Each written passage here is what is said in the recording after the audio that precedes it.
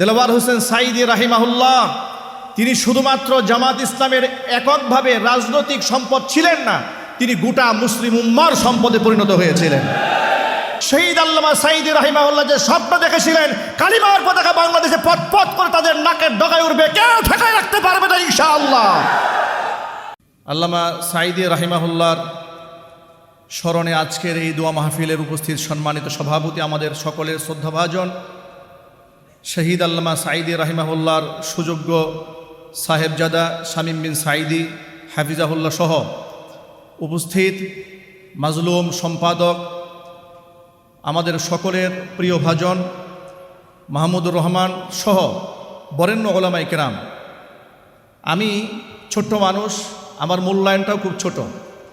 শহীদ আল্লামা সাঈদী রাহিমাহুল্লাহ এমন একজন ব্যক্তি পৃথিবীতে ছিলেন, জালেমরা তার উপর জুলম করে যখন তার উপর মিথ্যা মামলা দিয়ে ফাঁসির রায় ঘোষণা করল,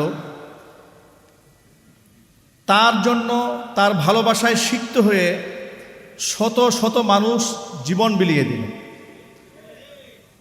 আমার মনে হয় এটা শুধুমাত্র ভৌগোলিকভাবে আমাদের বাংলাদেশের জন্য নয়, গোটা পৃথিবীতে কোনো একজন ব্যক্তির ভালোবাসায় সিক্ত হয়ে এত মানুষ একদিনে জীবন দিয়েছে এমন ইতিহাস আমরা কখনো ইতিহাসের পাতায় পড়িনি।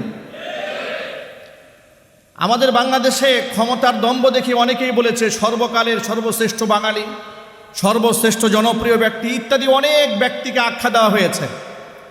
সুসময়ে তাদের হিতাকাঙ্ক্ষীর কোনো অভাব ছিল না। তারাও যখন দুনিয়া থেকে বিদায় হয়েছেন, তাদের জন্য মায়া কান্না করবে দূরের কথা, তাদের জানাজার নামাজে হাজির হওয়ার লোক খুঁজে পাওয়া যায় না। পক্ষান্তরে আল্লামা সাঈদী রাহিমাহুল্লাহ যখন দুনিয়া থেকে চলে গেলেন, যার সাথে মানুষের রক্তের বন্ধন ছিল না এমন একজন ব্যক্তির জানাজায় উপস্থিত হওয়ার জন্য মানুষ যে মরিয়া হয়েছে, কসম আল্লাহ ওয়াল্লাহি ওয়া রাব্বিল কাবা, কাবার রবের কসম করে বলছি, আমি আমার জীবদ্দশায় কোনো একজন ব্যক্তির জানাজায় উপস্থিত হওয়ার জন্য মানুষ এমন পাগল পারা হয়েছে, এমন দৃষ্টান্ত বিশ্বের বুকে কেউ দেখাতে পারে নাই। মানুষ আল্লাহর জন্য তাকে এভাবে ভালোবেসেছে, তারা জানাজায় হাজির হয়ে ঘন্টার পর ঘন্টা সাঈদী ফাউন্ডেশনের সেই মাঠে লোকেরা হাঁটু পর্যন্ত পানির মধ্যে দাঁড়িয়ে থেকেছে। তার লাশটাকে মানুষ ধরে চুমা খেয়েছে, লাশ স্পর্শ করতে না পেরে অ্যাম্বুলেন্সের চাকা ধরে চুমু খেয়েছে।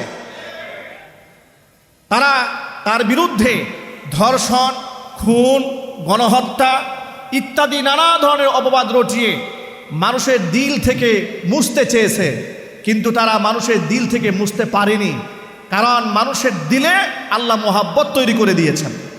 এখান থেকে আমাদের শিক্ষা হচ্ছে, দেলোয়ার হোসেন সাঈদী রাহিমাহুল্লাহ তিনি শুধুমাত্র জামাত ইসলামের এককভাবে রাজনৈতিক সম্পদ ছিলেন না, তিনি গোটা মুসলিম উম্মার সম্পদে পরিণত হয়েছিলেন। সমস্ত ওলামারা যদি তার আদর্শ গ্রহণ করে, বাতিলের রক্ত চক্ষুকে পরোয়া না করে, বাতিলের চোখে চোখ রেখে হকের পরে আপোষহীনভাবে থাকতে পারে, আল্লামা সাঈদী রাহিমাহুল্লাহ মানুষের কলিজার মধ্যে যেভাবে স্থান করে নিয়েছেন, বর্তমান সমাজের আলেমরা সেইভাবে স্থান করে নিতে বাধ্য হবে। আমি আলেম আমাদেরকে বলছি, ঐক্যবদ্ধ হন। সাঈদী রাহিমাহুল্লাহ রেখে যাওয়া আদর্শ হক এবং হক্কানিয়াতের ঝান্ডাকে জমিনের মধ্যে অবশ্যই উড্ডীন করতে হবে। আমাদের এখন একত্রিত হওয়ার সময় এসেছে। আমাদের দাড়ি, টুপি, জুব্বা, পাগড়িওয়ালা থেকে শুরু করে ইসলামপন্থী সকল ভাইদের ঐক্যের ভিতকে যদি আমরা মজবুত করতে পারি, শহীদ আল্লামা সাঈদী রাহিমাহুল্লাহ যে স্বপ্ন দেখেছিলেন কালিমার পতাকা বাংলাদেশে পথ পথ করে তাদের নাকের ডগায় উঠবে, কেউ ঠেকায় রাখতে পারবে না ইনশাআল্লাহ। আল্লাহ রাব্বুল আলামিন আমাদের ঐক্যবদ্ধ হওয়ার তৌফিক দান করেন, আমিন। আসসালামু আলাইকুম ওয়া রাহমাতুল্লাহি ওয়া বারাকাতুহু।